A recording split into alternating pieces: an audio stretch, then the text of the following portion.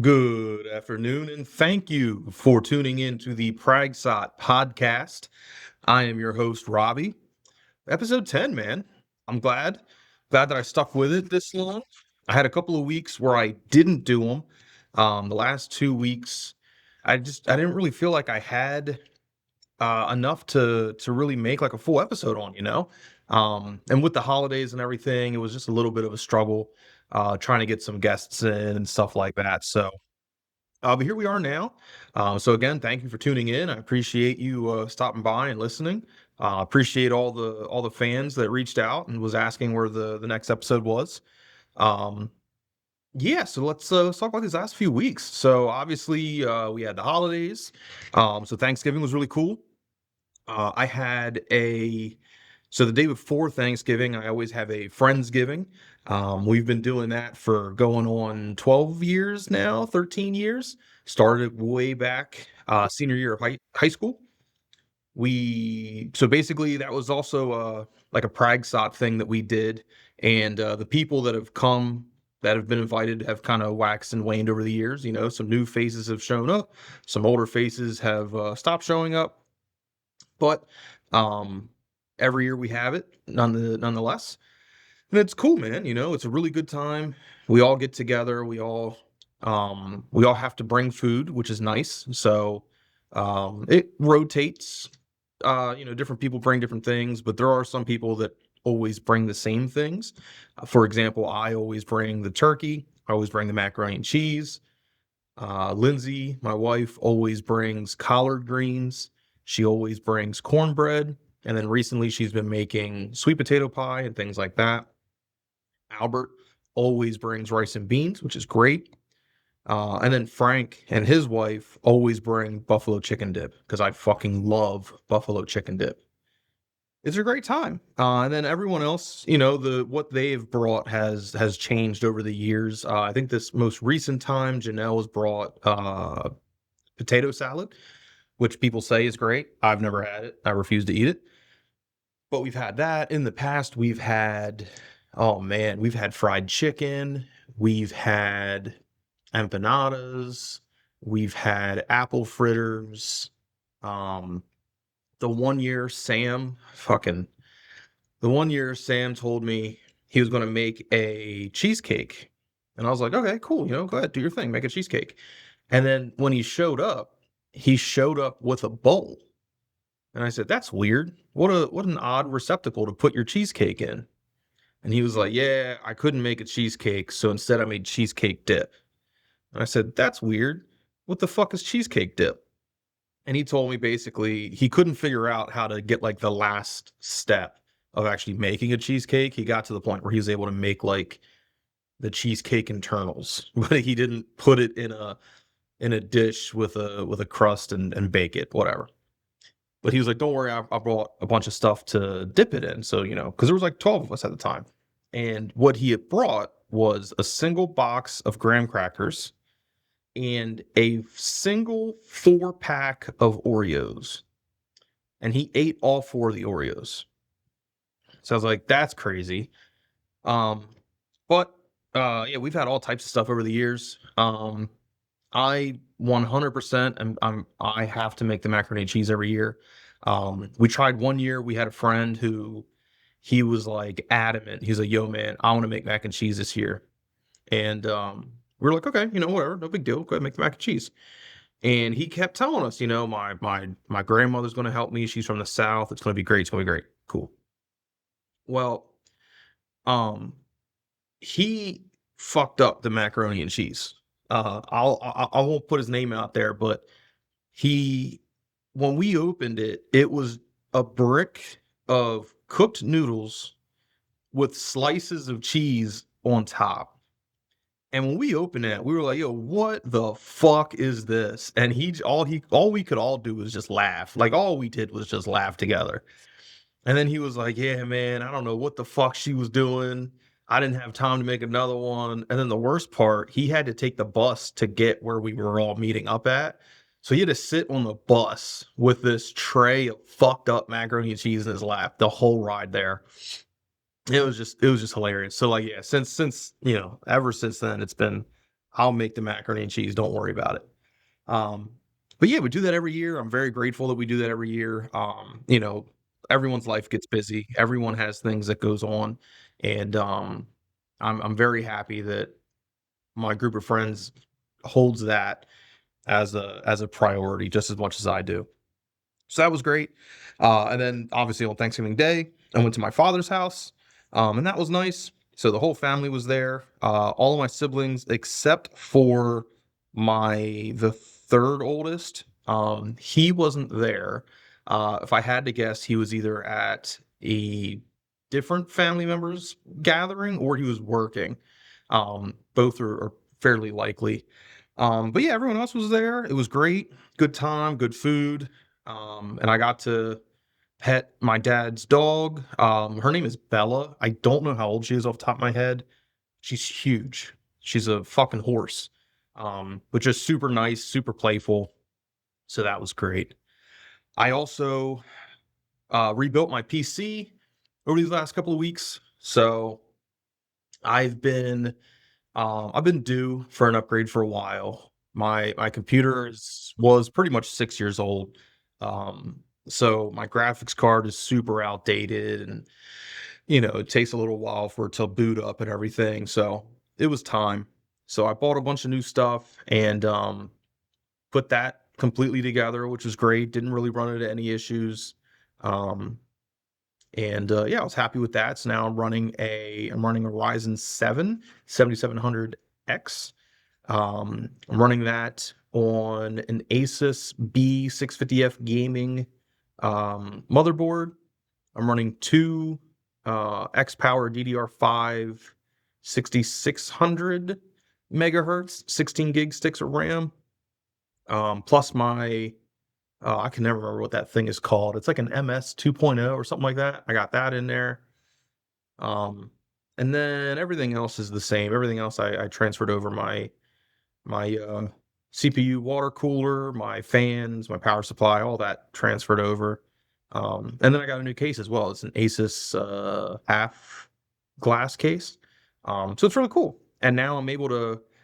The whole reason why I really did it was because I've been playing this game with some of my friends, including Adam mostly, called Arc Raiders.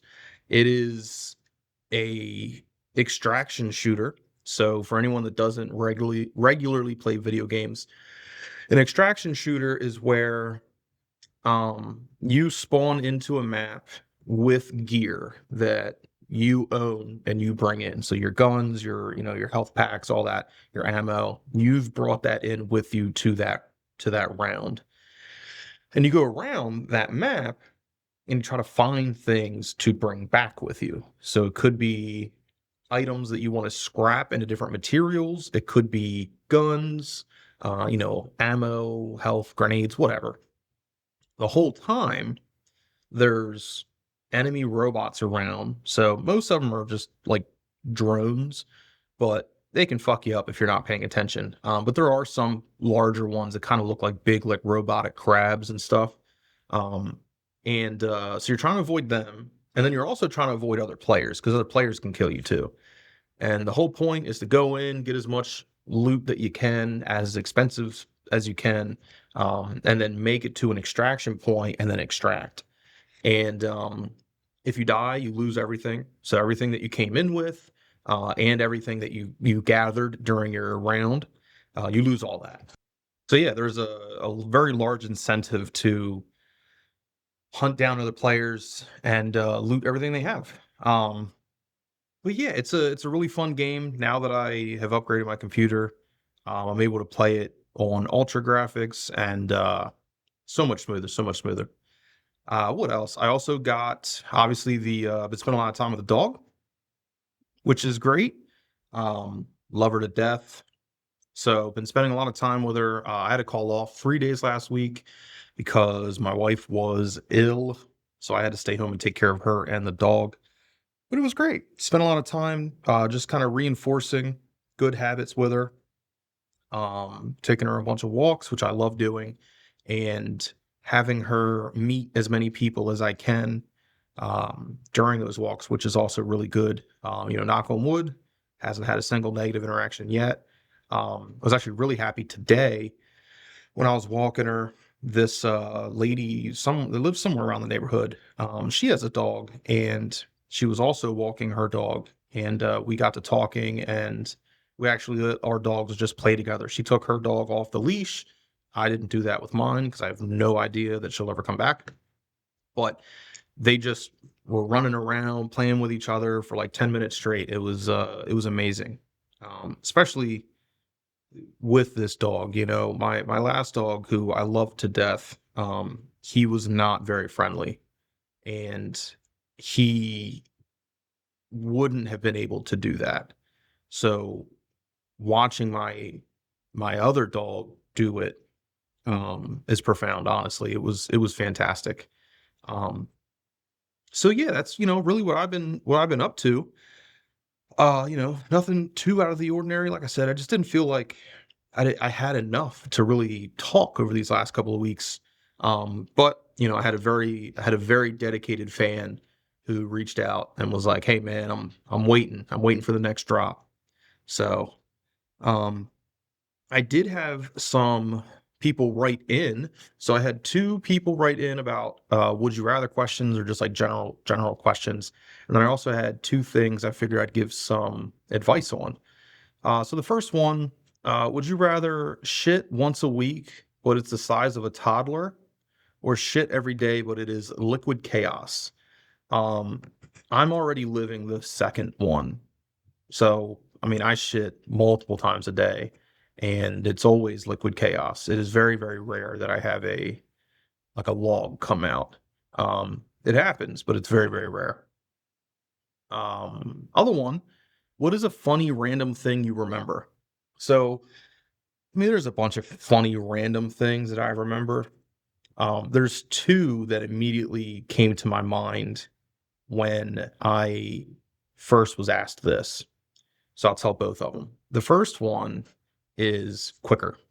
Um, During one of the Friendsgivings, Janelle, who's been on this podcast, shouts out Janelle.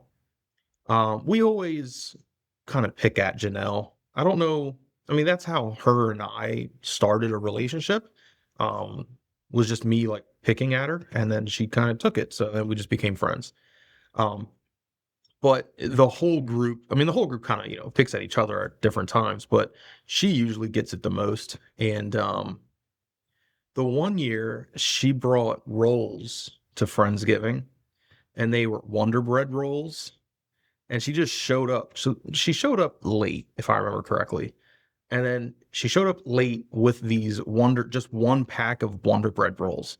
Um, so we were all just kind of like laughing at her about it. And I remember that I took the entire pack of Wonder Bread rolls and squished it into one giant ball, and then like threw it at her.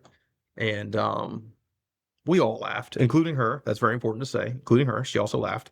Um, but yeah, that was one of those memories. And then the other one that I had was I was I was very young. I want to say, I mean, I had to have been 5, maybe 6, but I had to have been somewhere between, it was somewhere between 4 and 6.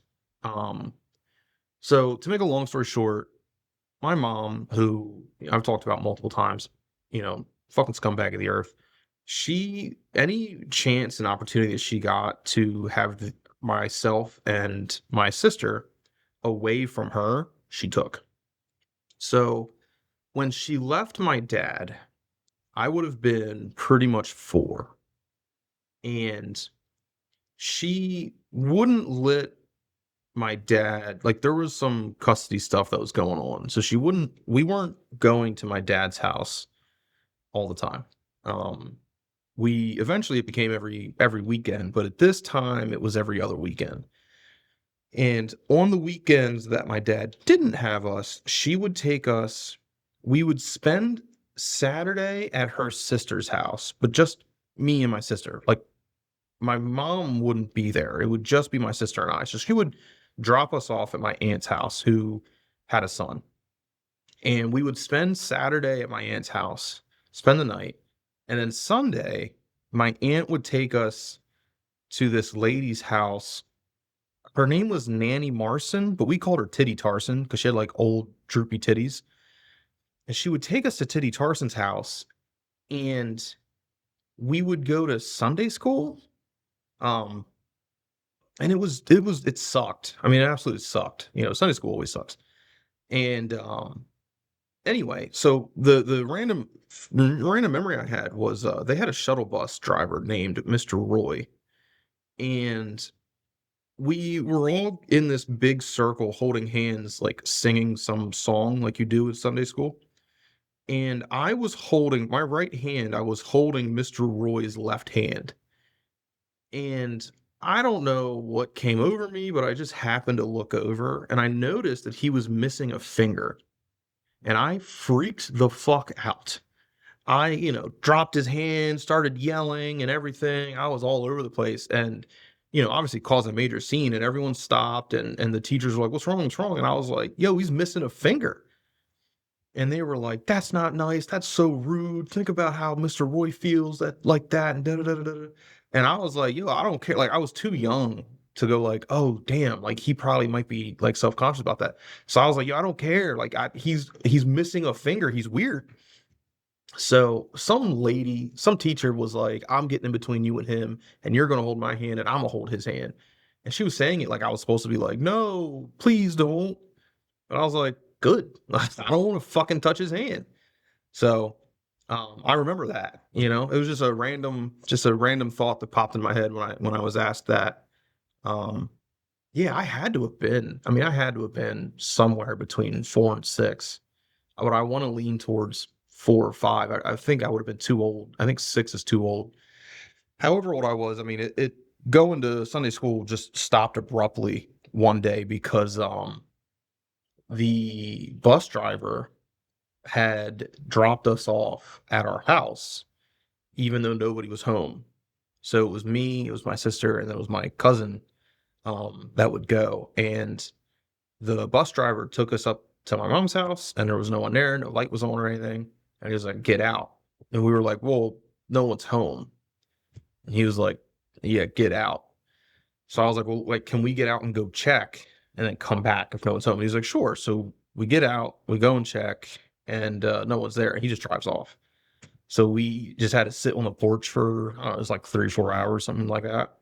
And then I remember like my mom and my stepfather came home and they were like, "What are you guys doing here?" And we were like, "I don't know, the fucking bus driver just dropped us off. Like, what do you want from us?" And then we never went back to Sunday school. So yeah, maybe I'll ask my sister the next time I talk to her if she remembers, and I'll get some more information on that. Um, but yeah, and then I got two things that I figured we can give some advice on. So the first one, am I overreacting after learning my girlfriend and her roommates do intimate things together? I mean, right off the title, no. I think that if you have to ask that, like if you can ask that, then you know that it's wrong. Like that's crazy. So they say the roommate and the girlfriend isn't sexually intimate, but this person personally considers them to be intimate because you wouldn't see them doing it with another girl. So he first learned about this when his girlfriend FaceTimed him in the shower a few days ago and showed that her roommate was in there with her. Not showering or anything like that, but just in the bathroom with her. He says he asked her about it later, and she said that her and her roommate do stuff like take showers together and even help each other shave their crotches on a couple of rare instances. Jesus Christ. He says he understands it's more common for girls to be semi-naked or even full naked around each other, but he has to be honest. He's thinking that it's taking a step too far. Is this normal? He says, I feel like it is bordering on the line of sexual, to be honest. I just feel like I'd put this out here because I'm going insane.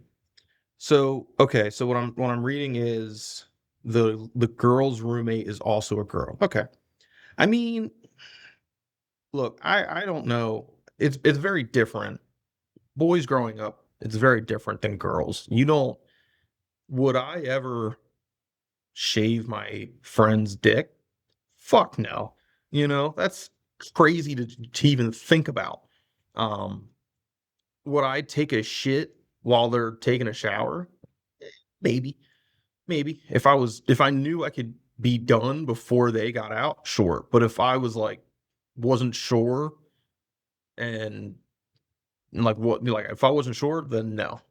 But um girls are different. I don't know how girls operate. What I do know is if it makes you uncomfortable, it's definitely within your right to bring that up and to have it stop.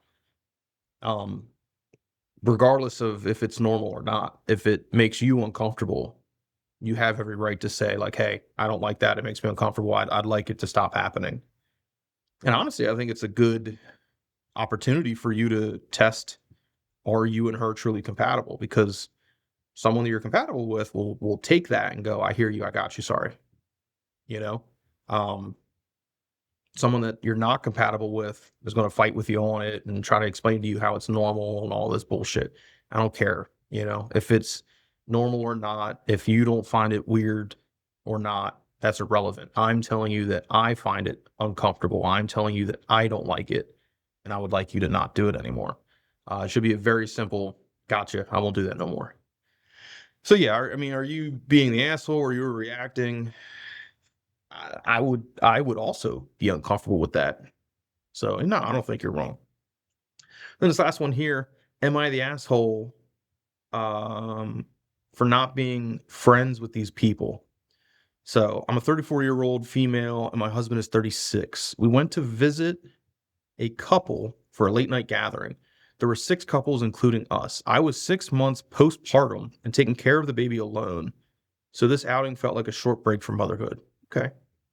The hosts were my former classmates. I never considered them true friends, and I do not really like them because I feel they are not trustworthy.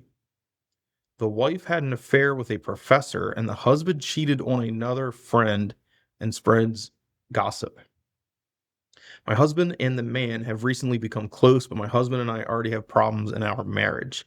He constantly compares me with the wife from the couple. Yikes. During the gathering, the man asked if anyone had experienced anything supernatural. I shared my experience, but it turned into a mistake. He immediately argued my experience was stupid, unscientific, and nonsense. Um, so, I mean, I agree with him on that.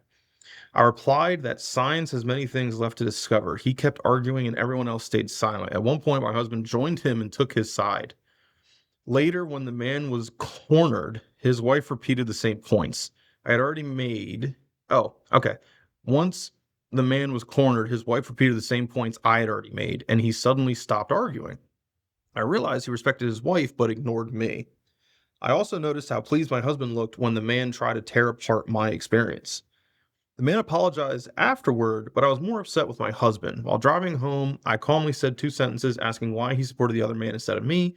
He became angry and stopped the car on the highway. This has been a pattern for 10 years. He never supports me or takes my side.